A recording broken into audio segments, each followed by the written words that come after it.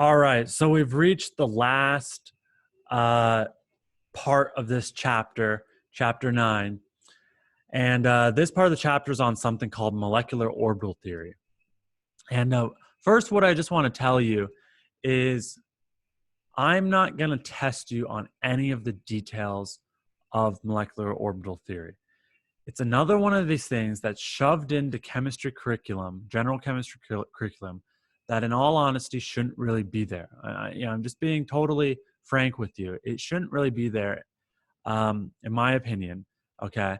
But it is. And so you need to know it because you're going to be tested on that potentially in future situations, right? So I'd be doing you a disservice if you didn't know what it is.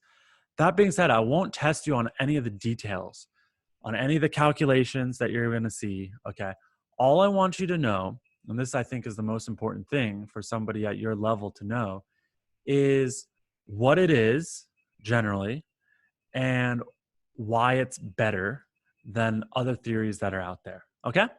And so I'll emphasize those points as we're going through the slides so you know what you really need to take home to go to the exam with, all right?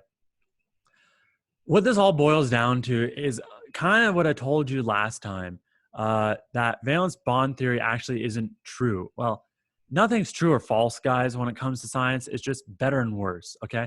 Valence bond theory is good, maybe you could say, or it's bad. Whatever it is, it's worse than molecular orbital theory, okay? Meaning it's not as good of a reflection of reality, okay? It just doesn't do as good as predicting reality as molecular orbital theory does. We're going to call it molecular orbital theory MO theory. Valence bond theory really is terrible when you're talking about electrons that are delocalized over long structures. So you have like big resonance structures going on. You have unpaired electrons, odd number of electrons, or if you're trying to calculate things like bond energy, okay? Those are some examples. Really to go any deeper, I'd have to have a whole course on this, but we're just gonna kind of go into the basics of where this comes from. And why MO theory is so good is because it's firmly grounded in quantum mechanics. Quantum mechanics, we basically think, for the most part, as long as you're not dealing with crazy big things like black holes, okay, and like massive stars, quantum mechanics is basically the best theory that us as humans have come up with to explain the universe. Again, with the caveat of Big Bang type physics, okay, that's a different realm, and physicists can sort that out and haven't sorted that out yet. The two are at odds, the Big Bang people and the quantum mechanics people, okay? But one of these like mysterious big unanswered questions of probably going to be unanswered this rest of this century, okay? We still got 80 years left, I guess, to figure it out this century. But quantum mechanics is really good for 99% of our life, okay? Or life as we know it. And so quantum mechanics has to do with waves, remember? Wave functions, where electrons are. And so waves could add up constructively, like I'm showing on this slide, or destructively, remember that.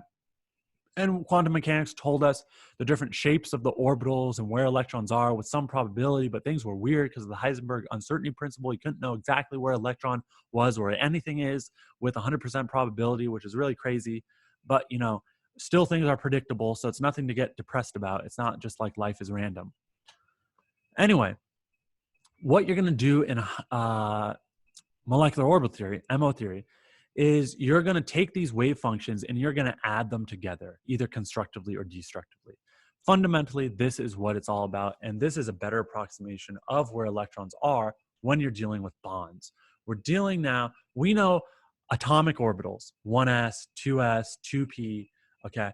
Molecular orbitals is combining, it's adding and subtracting, okay? That's what linear combination means. It means adding or subtracting atomic orbitals, 1s, 2s, 2p, 3d, whatever, 4f, to make molecular orbitals that then can make bonds, or where electrons are for bonds, okay? So you can add two hydrogen spheres, 1s orbitals, and if they add constructively, you're gonna get a molecular orbital that looks like two spheres kind of smashed together. And that kind of makes sense. That would be called a bonding orbital. but then you're going to subtract them. And that makes something that's called an antibonding orbital, which is kind of mind-blowing, but this is what happens mathematically. It's just another type of wave function, okay? Again, all these details you don't need to ever know for the exam. It's just, I want you to appreciate it and generally know what molecular orbital theory is. You're combining atomic orbitals together. I want you to know that, to make bonds. And it's better than any other theory because it's grounded in quantum mechanics, because you're adding wave functions together. Okay, that's basically all I want you to know, guys. But now this is just for your appreciation. So, probably you could skip a lot of this if you're really pressed for time, just so you know. So we're going to show the pluses and minuses of the wave functions with different colors, just like we did with atomic orbitals, and we have nodes, okay? That's going to be higher in energy because there's a node. A node, remember, is a place where there's no electron density.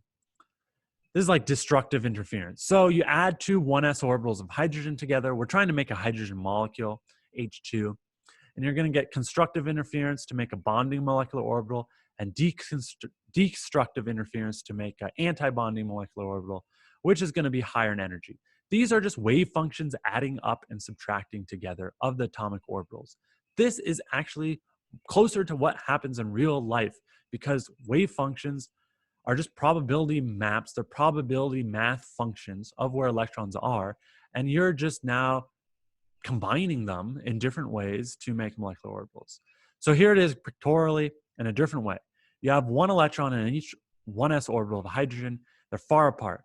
Now you're going to bring them together, but this time you're going to make molecular orbitals, get your bonding and anti-bonding.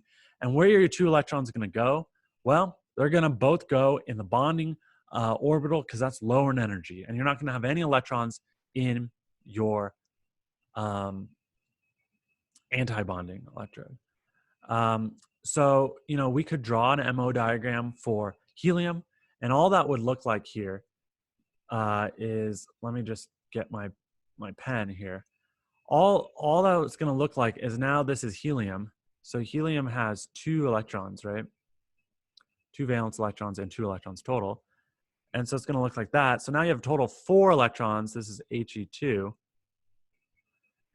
And you're going to have to put those other 2 electrons in the antibonding orbital. Is this going to be stable? No, because you have one antibond and you have one bond.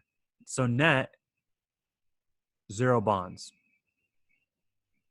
Okay. Now, hopefully you could have intuited this. H2, that molecule, doesn't exist. No bonds. Helium wants to be like itself. It's already noble gas configuration. It doesn't want to do this. Okay. And so molecular orbital theory sort of explains this. You can push this a little further, and let's say you had He2+. That's a cation. So now that actually would not have this, it